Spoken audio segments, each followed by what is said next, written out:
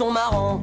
Cette année, c'est difficile de deviner dès la rentrée lequel se fera arrêter pour les scouts qui leur a piqué, lequel sera incarcéré pour avoir trop dit. Et moi en bon prof, je suis préparé.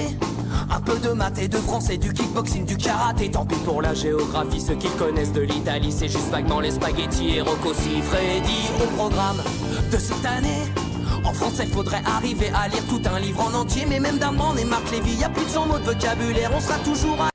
Nous allons arriver avec eux. En tout cas, merci infiniment. On les a vus partout. Je crois qu'ils ont été très, très, très productifs et que même ils ne pourront pas nous montrer tout ce qu'ils ont fait, mais nous le publierons a posteriori.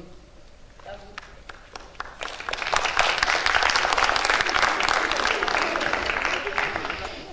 Alors, dès les premières réunions du comité de pilotage des boussoles numériques, c'est vrai qu'il a été décidé de mettre les jeunes au cœur de la manifestation.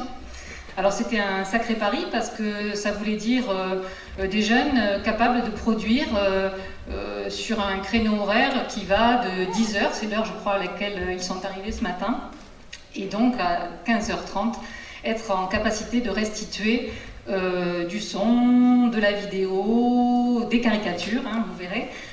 Donc on a pensé tout de suite aux classes médias, aux classes projet éducation média, qui dans l'académie sont pour la plupart intégrés aux expérimentations académiques mises en œuvre par la CARDI, la cellule académique recherche, développement des innovations, expérimentation.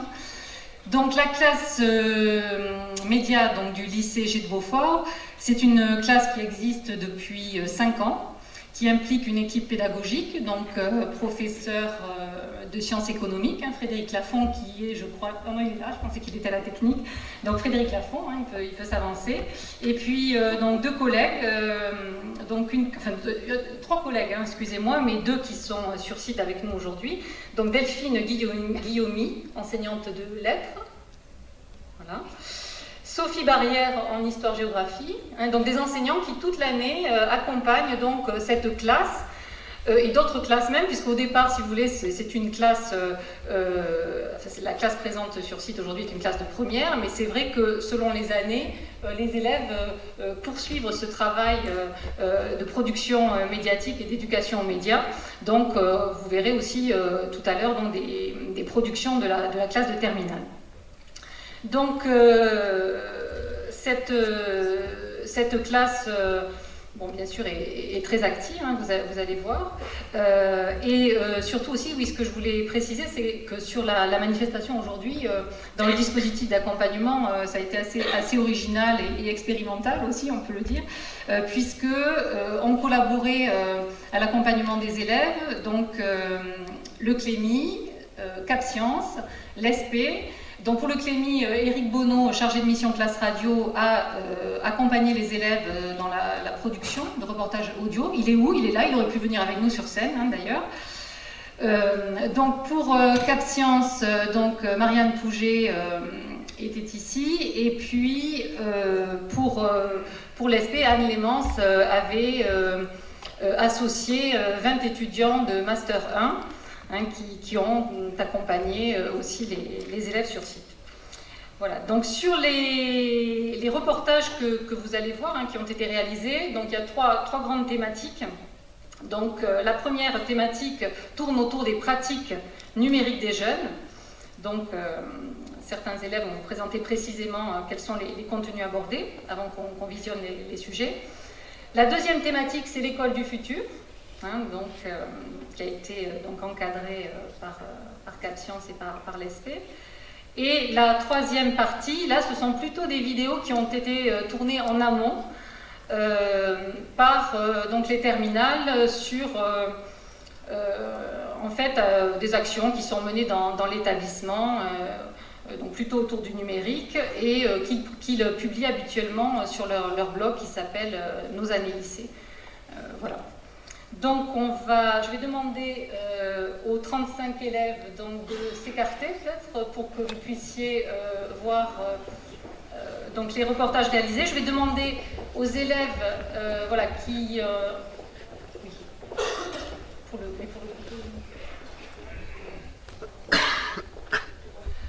Donc les élèves qui ont participé à la réalisation des reportages sur les pratiques numériques.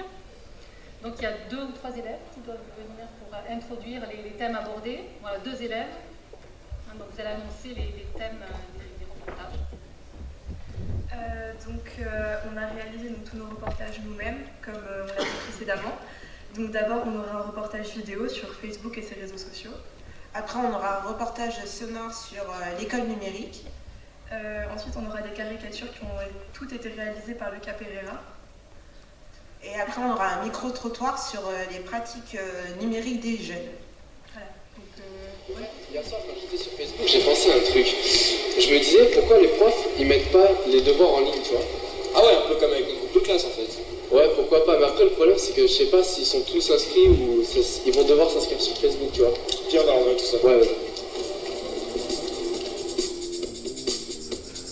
Que pensent les professeurs sur l'intégration de Facebook comme outil scolaire? Les avis sont partagés. C'est que Facebook n'apporte pas grand-chose parce que du point de vue pédagogique, Facebook n'est pas un outil, il n'a pas été conçu pour ça. Et la deuxième raison, à mon avis, c'est que Facebook est déjà un outil dépassé. Facebook, ça peut servir par exemple à des exercices d'écriture. Donc ça, c'est quelque chose qui a été fait assez souvent. Donc, les élèves connaissaient pas mal de personnages alsaciens et ils avaient à faire des profils Facebook de personnages issus des romans de Balzac. Comme le constate ce graphique, plus de la moitié des jeunes passent entre 1h et 7h sur Facebook par semaine. Les jeunes ont différentes pratiques liées à Facebook, parmi celles-ci la prioritaire est la communication. En effet, 78% des jeunes passent leur temps sur Facebook à communiquer. Les élèves ont tenté d'intégrer la communication à travers Facebook dans un cadre scolaire, notamment avec la création de groupes de classe. Si quelqu'un ne sait pas ce qu'il faut faire pour le lendemain, il demande, les autres répondent, et voilà. Faire passer des choses, par exemple des documents statistiques comme on fait en SES. Cependant, tout le monde ne possède pas Facebook. Pour son utilisation dans un cadre scolaire, les avis sont encore partagés. Non, pour pas l'utiliser. Non, parce que mettre du public dans du privé, je vois pas l'intérêt. Et puis, je vois pas comment ça pourrait servir pour le lycée. Pour le travail. Même pour le travail. Parce que ça pourrait être plus pratique au niveau des niveaux scolaires. Parmi les enseignants et élèves utilisateurs ou non, les avis sont encore partagés. Pensez à un truc. On pourrait aller interroger quelqu'un qui s'y connaît sur le comportement des jeunes. Ouais, pourquoi pas pendant la sortie à Semonce demain. On pourrait y aller, tu On vois. fait ça. Ok, ça, c'est parti. C'est parti.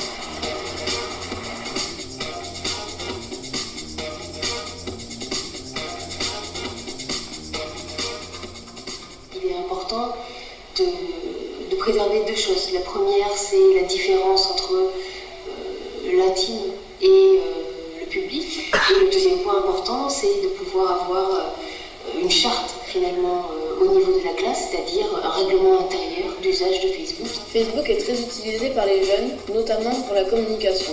Cependant, l'utilisation de ce réseau dans un cadre scolaire reste difficile à cause de son aspect plus divertissant que scolaire.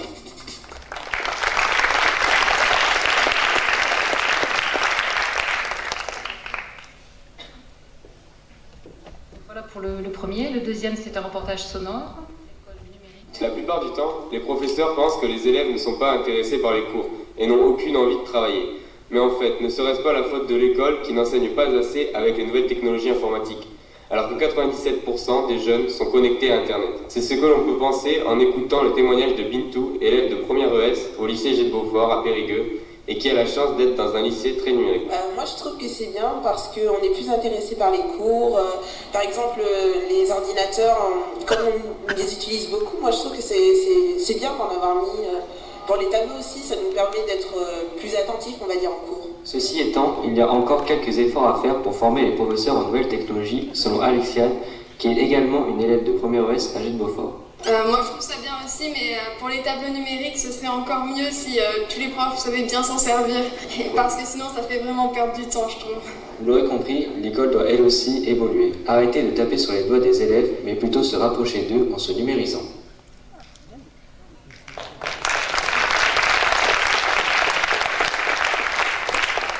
Caricature ensuite de Lucas Pereira sur l'école et le numérique.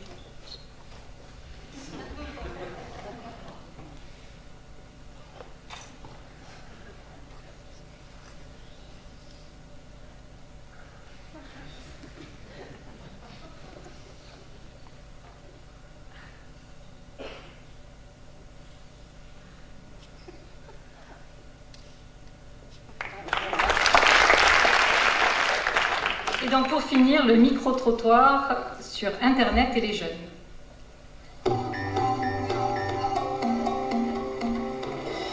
Salut, c'est Manon sur la Team Steam, la team des ados. On est appelé la génération Y. Oui, donc petite anecdote, si c'est comme ça qu'on a décidé de nous appeler, c'est tout simplement dû aux écouteurs qu'on a toujours vissés dans les oreilles. Alors bon, raison compréhensible ou non, vous pourrez toujours chercher plus d'informations sur Internet. Merci Alexiane pour ces renseignements.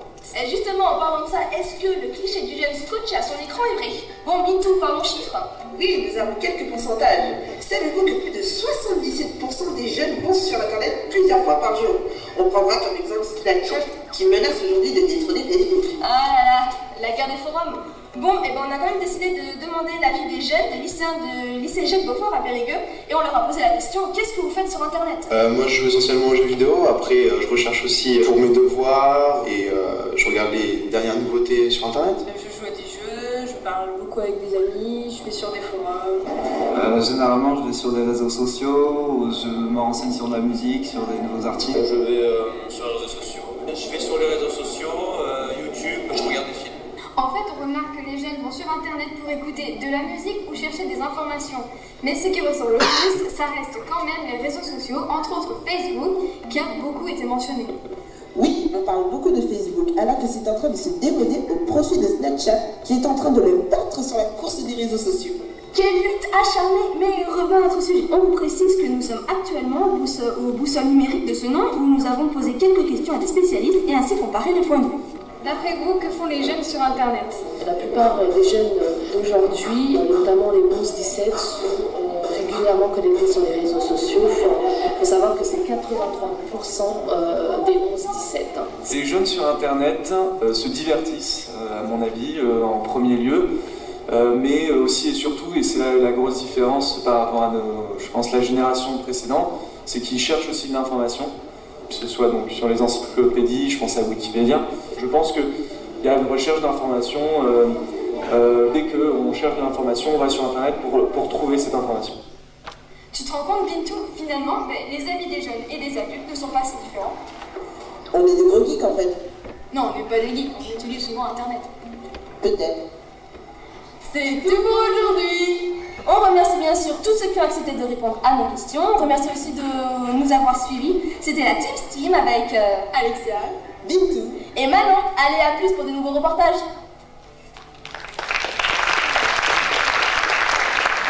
Je laisse la parole à Marianne Pouget, qui s'est occupée du deuxième groupe. Oui, bonjour, c'était plutôt un petit mot d'introduction que je voulais faire à la suite d'Isabelle pour vous dire que Cap Science est vraiment très très heureux d'avoir pu accompagner cet événement aujourd'hui au titre, c'est impressionnant, on n'y voit rien du tout, au titre de notre projet de recherche et d'expérimentation InMedia. Alors InMedia, c'est un projet de recherche qui a été lauréat aux investissements d'avenir, que Cap Science pilote en accompagnant 5 autres centres de sciences en France, Paris, Rennes, Grenoble, Caen et Toulouse, et qui vise à favoriser l'accès au savoir des jeunes, des 15-25 ans, en utilisant les potentialités des technologies digitales. Donc chaque centre fait de la recherche sur des outils qui va ensuite disséminer dans les autres centres partenaires. Donc quels sont ces outils? Ça va être des nouveaux outils de médiation, tels que par exemple le Living Lab ou le Fab Lab, qui seront installés en 2014 à Cap Science. Des outils autour du serious game et des ressorts de la gamification qu'on essaie d'introduire dans l'ensemble des outils de médiation. Et puis des outils autour de nouveaux formats éditoriaux et l'accompagnement des jeunes à ces pratiques éditoriales. Donc vous avez pu vous visionnerez aujourd'hui une partie des productions éditoriales et dès ce soir vous pourrez retrouver l'ensemble de ce qui a été produit aujourd'hui sur siormag.net, notre nouveau pure player. Voilà. Personne de mon groupe, s'il vous plaît, de venir au centre de la scène. Tout le monde. Je voudrais que vous les applaudissiez bien fort parce qu'ils ont vraiment beaucoup travaillé aujourd'hui, ils se sont vraiment beaucoup donnés. Donc voilà, je vous demande de venir tous, de bien les applaudir bien fort parce qu'ils ont vraiment bien travaillé. Et donc je vais demander, donc après voilà, je suis désolée, je vais vous demander de vous repousser du coup pour laisser place à l'écran. Et je vais demander à Lucas et à Meryl de me rejoindre s'il vous plaît. Les élèves, vous pouvez vous remettre de côté pour laisser place à l'écran, s'il vous plaît. Qui vont donc vous parler de la classe du futur et je leur laisse donc la parole. Bonjour tout le monde. Alors nous sommes deux élèves du lycée Gilles Beaufort, donc moi-même Lucas et Meryl. Et nous portons aujourd'hui le projet presse de la classe à travers ce que nous allons vous présenter. Donc nous vous laissons regarder et nous commenterons par la suite. Moi, je dis ça.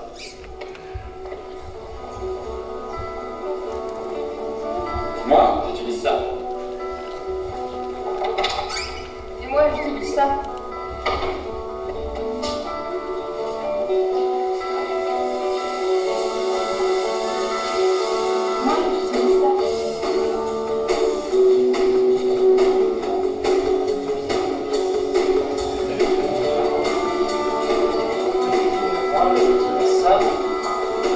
Mais non! D'accord. Regarde, nous, on veut utiliser ça. C'est moi, je vais utiliser ça.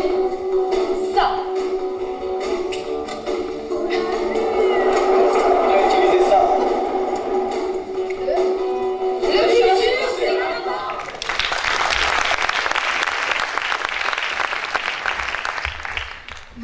Vous avez pu regarder quelques images avec notamment beaucoup de matériaux qu'on ne connaît pas forcément l'existence. Donc il y a donc les téléphones portables, mais encore les tablettes, les ordinateurs portables et bien d'autres que nous avons tous découverts aujourd'hui.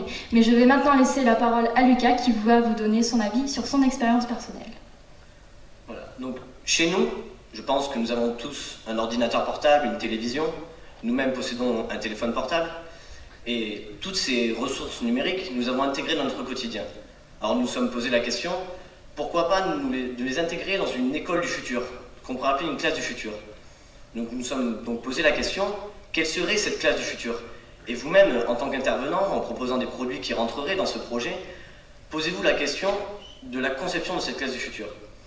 Donc à travers toutes ces ressources et cette journée, après manger, j'ai consulté mes camarades et je leur ai demandé qu'est-ce que vous avez ressenti, qu'est-ce que cette journée vous a apporté, quelle expérience en tirez-vous. Donc, deux choses sont ressorties principalement. La première chose, c'est que c'est une journée très enrichissante. Enrichissante pourquoi? Parce que nous avons découvert énormément de nouvelles ressources technologiques. Par exemple, l'atelier Bidouille qui recentre beaucoup de choses, qui permet de découvrir de nouvelles choses, ou encore le tableau numérique qui se projette au sol pour les tout petits, qui permet une interactivité beaucoup plus développée. Toutes ces ressources nous ont vraiment permis d'approfondir notre vision de la classe du futur et la vôtre, vous-même, je pense que vous nous aviez posé des questions et nous avons pu y répondre, nous avons éclairci. Donc à partir de là, tout ce travail, on l'a concentré dans un seul but, alimenter le blog de CapScience, donc, que vous présentez ma camarade, qui aura pour but que vous puissiez comparer votre vision de la classe du futur et notre vision de la classe du futur. Voilà, donc comme mon camarade l'a dit, un blog donc, qui a été créé par CapScience et qui a pour but vraiment de rassembler tout un tas d'expériences. Voilà, c'est le résultat d'une expérience, deux expériences mis bout à bout et qui, voilà, mis bout à bout, fait un résultat dont on ne peut se passer et qui a pour but d'illustrer peut-être quelque chose que vous ignorez, peut-être des matériaux dont vous ne connaissez pas l'existence. Voilà, donc vous pouvez taper sur un site de recherche ce nom, CapScience blog, et vous tomberez donc sur ce fameux blog. Donc dessus, vous allez trouver diverses choses, mais avant tout, il faut savoir que ce blog est un partage entre professeurs, élèves, mais surtout entre les intervenants et ceux qui sont intéressés vraiment par tout l'aspect numérique et notamment les ressources numériques. Donc voilà, un partage qui n'est pas négligeable, je pense. Si vous allez sur ce blog, vous allez trouver différents projets, donc réalisés par des élèves, et vous allez voir qu'est-ce qu'on pourrait, qu'est-ce qu'on pourrait créer dans une classe, vraiment une classe de médias.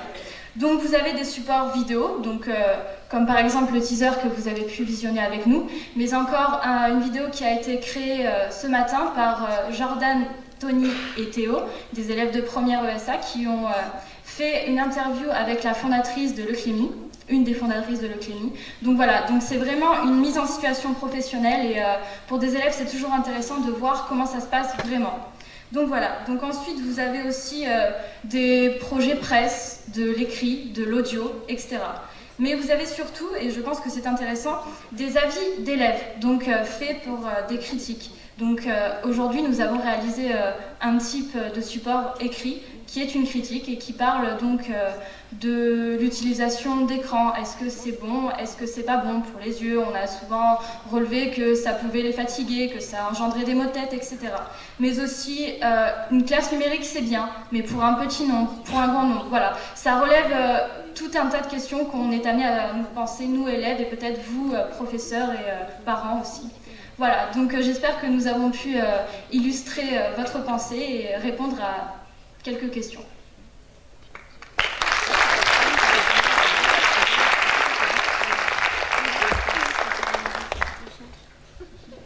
Donc encore une fois, je vous demande de tous bien les applaudir, vraiment tous ceux de cette classe, et je vais laisser la parole à Isabelle. Merci beaucoup. Donc, il y a le troisième et dernier groupe. Donc c'est une vidéo. Donc là, ce sont des élèves de terminale qui habituellement au sein de l'établissement travaillent en autonomie et produisent donc sur un blog qui s'appelle Nos années lycée.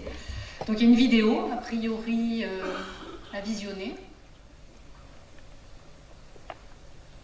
Une classe inversée, pour vous, c'est cela?